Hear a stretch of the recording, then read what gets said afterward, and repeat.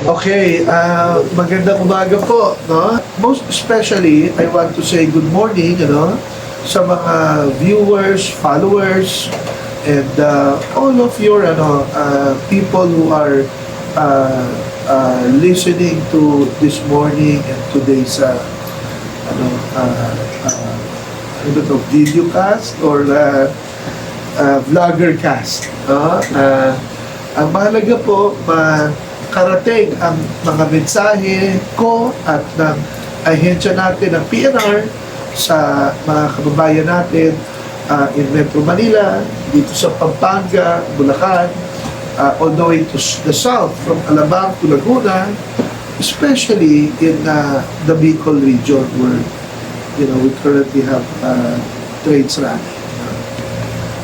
So yun po, bumabati muna ako. And let's start game. Let's do the questions and answer segment. Po kami na napaunlakan niyo po kami ng interview sa inyo dito sa inyong opisina at pamunuan ng PNR.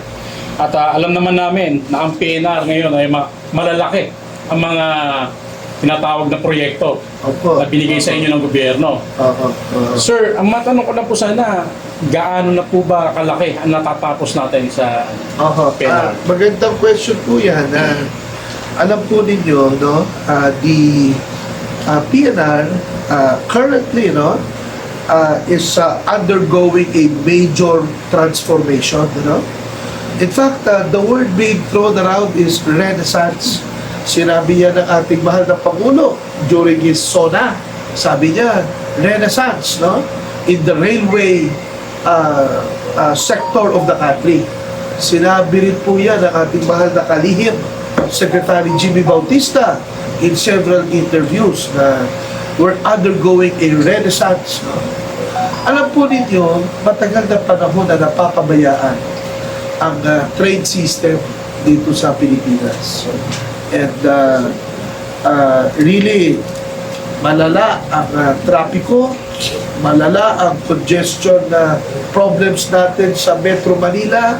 At dito kasi lahat ng tao dito nagtatrabaho. Kaya lang, ang mode of transportation, maliit ang mga daan, siksikan sa mga bus, sa mga kotse, sa mga nakikita nyo naman, right? So, the solution really is what you call mass transportation, At yan po ang paniniwala ng ating mahal na Pangulo. So, when he took over, he gave a lot of time and effort, to concentrate in mass transportation projects. Kaya nga po, yung PNR line, yung NSCR line natin, from Clark, and it goes to Pampanga, Bulacan, Metro Manila, around Metro Manila, sa Laguna, yan po ay priority ng ating pamahalaan. Mention niyo yung SONA ni Pangulo. Sir, tiningnan ko yung Facebook account niyo, yung wall niyo doon. May nakita ako, sir, na-curious lang ako eh. Kasi na-caption mo doon, President Bongbong Marcos is the father of the Philippine National Railway System. Sir, share niyo naman sa amin bakit niyo nasabi na father of Philippine National Railway System si Pangulo. Napakagandang question po yan. Sinabi ko na ngayon lamang minomodernize really at pinagaganda ang train system sa ating bansa sa panahon ng ating mahal na Pangulong Ferdinand Bongbong Marcos. But on a bigger scale, tingnan po natin at isipin natin, may ginagawa sila sa sa LRT, LRT1, LRT2, they're adding new lines. They're modernizing the LRT and they're expanding the LRT. Pinalalawak nila ang reach ng LRT. Number one. Number two, yung MRT. May mga proposals. In fact, they're constructing na new lines sa MRT. Number three, there is that Metro Manila subway. Nakita nyo naman na trend sa ilalim ng Metro Manila, which will ply the underground tunnels, around Metro Manila. And then of course, you have the PNR line, yung ginagawa natin NSCR. Katulad ng sinabi ko, from Clark, Pampanga, Bulacan, Metro Manila, at ground, most of these are elevated, no? But meron din mga at ground level, no? And some of them pupunta pa nga sa ilalim, no? And then elevated back from Alabang to Laguna, Calamba. So that is the reason I'm calling the President the father of the railway system of the country. Dahil lahat po ng proyekto na yan, sabay-sabay ginagawa under his term. May mga proposals pa in other places. No? Panay, Leyte, merong feasibility study na ginagawa ngayon ng DOTR for that. No? The Mindanao Railway, yung proposal po dyan. No? And the South Long Haul, yung Bicol, all the way to Sorsogon, gagawin din po ang feasibility study dyan. So, bakit po tinawag kong father of the railway system? Years from now, no? Pag ibang henerasyon na ang magbabasa ng history books, they will remember President Marcos for his leadership in transforming the Philippines to what it will be today, and that is to upgrade and modernize our railway system. Sa tingin ko, sir, sa tingin niyo, ano masasabi niyo pag natapos po itong project ng PENA na to? Is this a big game changer sa Pilipinas? Definitely, game changer po yan. Two things that will happen. Number one, makakatulong po yan sa trapiko sa Metro Manila. Alam naman ninyo, there's a study na daily ang nawawala sa Philippine economy is something to the tune of 4 to 5 billion pesos. No? Yung study po na yan, it was made by JICA, no? Independent study by financial institutions. So, makakatulong po kung maiibsa natin ang trapiko. Number one. Number two, makakatulong tayo sa paghihirap ng mga kababayan natin. Abay, madaling araw pa lang, maalis na yan, bumabiyahe, hating gabi nakakauwi. Kung makakatulong po tayo maibsa ng paghihirap ng ating mga kababayan, malaking bagay po yan. No? And number three, ito yung game changer. Ito yung favorite ko sa lahat. No? It will help in decongesting Metro Manila. No? Pwede na tayong tumira outside of Metro Manila. We can live in, the south, or we can live in the north. Nakita nyo naman yung NLEX at saka yung NCTEX. Marami pang area doon pwede tirahan. Doon na ngayon, titira mga kababayan natin, sasakay na tren, papasok ng Maynila, it will cut the travel time by half no? From one end to the other, ang bilis ng magiging travel niyan. It depends on how many stops nahihinto. But ang namin, ang estimate namin, mga 2 hours lang from Clark to Laguna. No? Mabilis, Kung dumaan ka ng EDSA, magmula Clark hanggang Laguna, baka kulang yung 6 na oras. Di ba? Lalo na, pag minamalas-malas ka, umuulan, nagtatraffic ka. No? So, malaking bagay po na ma-decongest natin yung Metro Manila. Months ago, na-interview po kita. If I'm not mistaken, March. And natigil ang pasada noong March po. How is it na po? Okay, nagtigil na ho ang pasada in Metro Manila lang naman. But we're very excited and we're very happy to announce that the Northern Line, phase 1 yan, phase 1 of the NSCR project from Clark to Valenzuela, okay, is more than 60% finished. Yung mga istasyon are close to 90% finished. No? In other words, in 2 years from now, pwede tayo magpatakbo ng mga tren sa mga kababayan natin ng mga Kapampangan, mga taga Bulacan, makakarating na ng Metro Manila, no? At pagdating naman sa Metro Manila, after Tigil Pasada, which happened back in March, no, we have started doing track relocation and fencing activities. No? The same thing in Laguna, from Alabang to Calamba. Nag-fencing na rin tayo and track relocation activities.